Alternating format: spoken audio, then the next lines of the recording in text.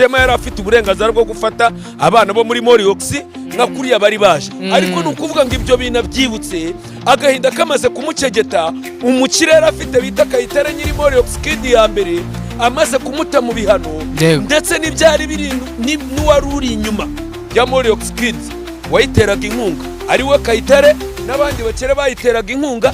biza kurangira uwitwa Kayitare bitewe n'amakimbirane yagiranye n'uwitwa Shema Kayitare amubwira ati tuza wa mwana we gumana n'abana mu nganya imyaka icara wige Kayitare baravuze ngo noneho kandi ikindi nyuma y'iminsi ngahe ndaza kugira ute kukubabaza nyuma y'uko amubabaje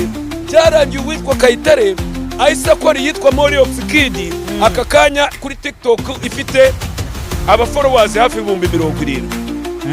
uwo witwa Kayitare rero naje gutohoza nshaka makuru nza kumenya yuko witwa Kayitare ari we wazanye icyitwa Moriox Kid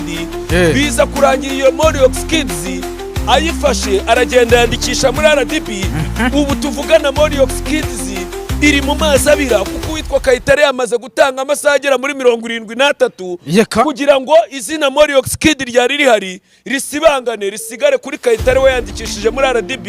hajyeho Moriox Kid y'iki hindi nshyashya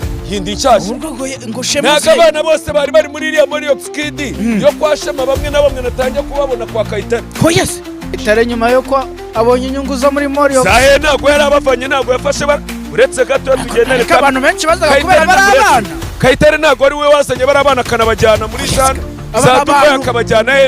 abantu bazaga kubera ari Moriox aburetse gato kubera abo bana tugende gake ahubwo Kayitare n'igisambo nyine ku cyo nyine ibyo nibyo ubwenge mwarushije Shema mwebwe mufata abana ngo muri kubafasha ntabwo ndi inkomo mashyi ya Shema sindi n'inkomo mashyi ya Kayitare ahubwo nukande ukoresha ukuri natoje amakuru nukuvuga ngo mu mategeko Moriox niyande ya Kayitare ukuri ni ikirero ukuri umwe muri bo haruri bunguka haruri buhombe niko biri mu gende ikintu kiri bube jewe ndi kubona Shema arahomba kuko Shema agomba guhomba kuko irangati namaze kubona ifite ibimodoka nk'abingahe ifite za studio ifite ibiki nta muntu ujya uhangana n'ingagari